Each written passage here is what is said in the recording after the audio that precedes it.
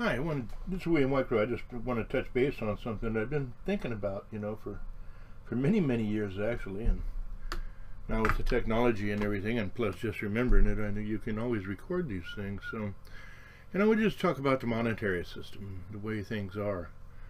We have the controllers. Things are set up with the controllers and everything, as we call them, the banksters. However we wish. Currency has been around since the beginning of man. Currency is a definite form of control, and people actually really think that we can't live without it because we've been taught that that has to be there. How else are you going to be able to get your food? How else are you in this society right now? Back in the day, everybody grew their own stuff and they took care of business and they traded, bartered, and everything else. That same thing could happen today. You barter some of your time, you get some food or whatever during that period of time. Monetary system really isn't a necessary thing, but the fact of the matter is people can't see themselves without it. It's been ingrained in humanity for so long that we got to have that dollar to pay the bill, we got to have that dollar to buy food, things of this nature. Most people can't see an existence without some form of currency.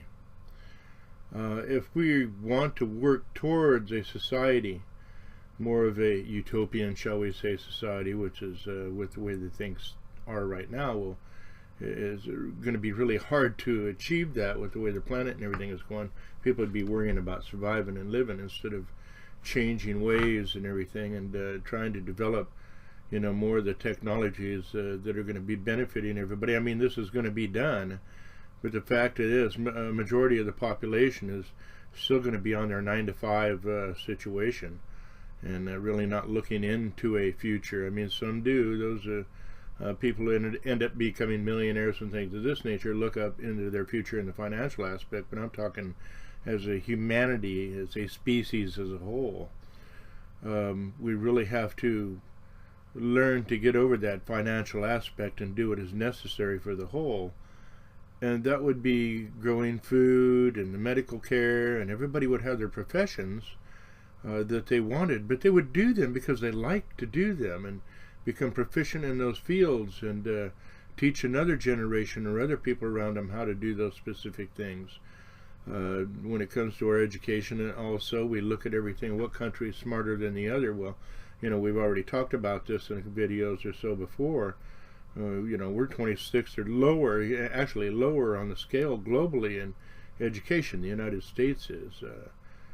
A lot of educational systems start when the child is very young, and I know we say our children need to go out and play and have social activity, and I do agree, but we have to look at education in a different way. It has to become a part of life in the sense that from the very beginning we go into an educational system at home.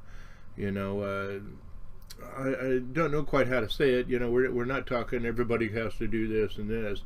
We should want to do that for our next generation. We should want them at a very early age to learn how to read, how to write, how to do mathematics and things. But we want to teach them in an interactive way where they get a chance to see how it's used every day instead of just in a classroom. That's something that's very important. We have to understand. It is a must for the development of ourselves, and also an understanding of logic. The consequences of action, like what we've done to our atmosphere or what we've helped do to our atmosphere, the side effects of things that we manufacture, the pollutant aspects of it, things of this nature, and so we can turn around and really work towards a better future where there will be less pollutants, less need for, as I've said, fossil fuels, things of this nature. In communities, and I've talked about this before, if you've got a small group and you're kind of scientifically, spiritually, / educationally minded, I guess you could say all three there, everybody, you build something in that group, one person gets one, everybody works together, they build another one of them devices, and whatever it is, until everybody has one in that group, and you use the next step up. The key is to become free from the main system, free from the energy grid, things of this nature, and have our educational systems where everybody can be taught in home, and pretty well be certified off that. I can see You know, having the schools where you go in for chemistry, things of this nature, because not everybody's going to be able to have the chemicals and microscopes and things of that nature. But through the computer system, we can do, you know, we're going to have AI. We already got AI, I should say, or have AI. But virtual reality is going to play a very, very large part in the future of our educational system, and it needs to. Because just the classroom setting really doesn't do for most of the people. They could do a lot better. This has already been proven. If they have more interaction, and if you have a VR system at your home computer and things of this nature, you can be in a classroom just by slipping on your headset, you know, and have an online campus in a sense where you literally walk down the hallways, or you teleport, shall we say, instead of walking down from point A to point B. Let's say you get in trouble, you can teleport as far as VR goes into the principal's office, you know, and you have to deal with the principal on a personal one-to-one basis too, all through virtual reality. This is going to happen in the future. It has to, actually. The way the system is going now, and with the rise in our population, there's not going to be as many jobs for everybody. The more population there is, the less jobs there are, period. That's a well-known fact. Plus, with automation taking place right now, our societies have to change pretty soon. A lot of the job market, because number one, raising a minimum wage to $15 an hour, things of this nature, in some areas, are forcing small business and corporations and stuff to either move out of an area or go into an automation mode. And anything and everything can be automated pretty much, you know. So you have a few technical people around within your organization making sure everything is running right.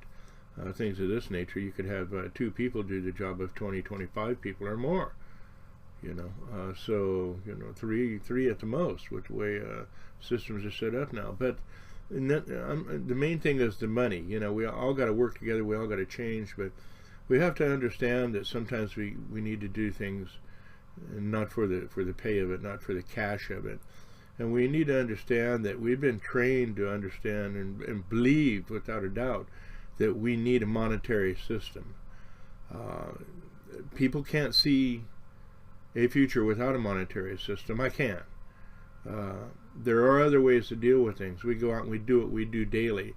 And whether you want to call it credit system or this or that, you know, somebody's going to come up with, oh, well, you still have a monetary system. No, it's not necessary. If everything is put out there and you're able to go acquire, you know, your food, and I'm not talking gluttony here or anything like that, but you get a certain amount of food a month, your water, everything is taken care of, all of this. And if you have new members of your family, of course, but we're going to have to talk about another thing here doing this is population control. You know, the governments, China did the one-child policy for a long time, and that seemed to work for them. You know, but the facts of the matter is a lot of us are going to just have to realize that maybe just replacing ourselves, or maybe for a while not having children, would be a necessary thing to help drop that population down.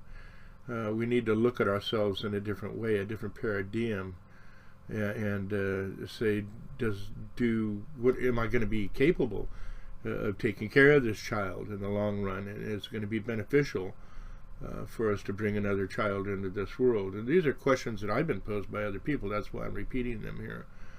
Or are we going to have a government tell us, and hey, listen here.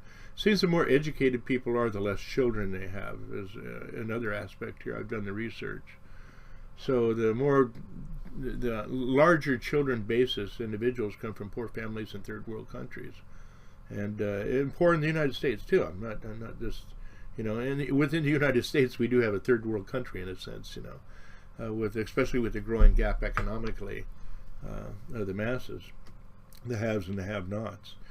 So I just wanted to put this out here and throw this into your mind, you know, so you can kind of look at the future and maybe work with your kids and see what they would want to do. I'd pose these questions to them, you know, and with the way the world is going right now, environmentally and globally war-wise, and, you know, more resource control mode the governments are in right now. So we really have to stop and ask ourselves about that. So, you know, I think that's the main part of this video here is, could you picture yourself or a society without money? Would you be willing to trade your talents, and what you were educated in, or what you've learned in life and everything, feasibly, realistically, to a civilization, not get paid. I mean, you're going to get your food, you're going to get your stuff like this nature. Think about it and see what you can come up with ideas in this area. I can see in a literal society set up in a way where this could be a reality. But to have the concept of having the money in your hand or getting a paycheck, this is generational. It's been genetically in us now, you know, I would say, to where we feel that we have to have some type of monetary reward for doing what we're doing. And I understand people say, well, what about getting a TV or getting this or that? Well, if you got one and it works, then it works. You know, if you want to trade it in, the other one could be taken apart, recycled, and something else built out of them. I mean, there's a long list of can-dos in this scenario. And also in the population of the planet. The population is going to keep growing. We're going to have less resources. Us as responsible species and individuals might want to look at the situation of having more than a child to replace ourselves. We could start stabilizing a population and using technologies that are not as intrusive to our environment as the ones we have right now. So, you know, it's just a question that I had.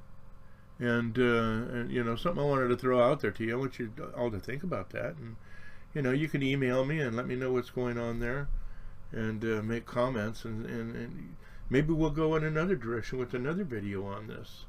But I'm very interested in what everybody out there has to say about this. And can you see yourself living in a society without money? How would you feel about that? I think a lot of people would just feel weird. Not, you know, you go spend this time and you're not getting some type of monetary you know, repay, because that's what's in our minds. That's what we've been taught generation after generation. Could you imagine a world without money, where everybody works together and your food and your clothing, things of that nature, would be taken care of, as long as you're a beneficial part of society? You know, meaning working, you know, getting out there working. I think that we have a lot of people out there that have become a burden on society. They expect to be given this and given that, you know, and that's okay.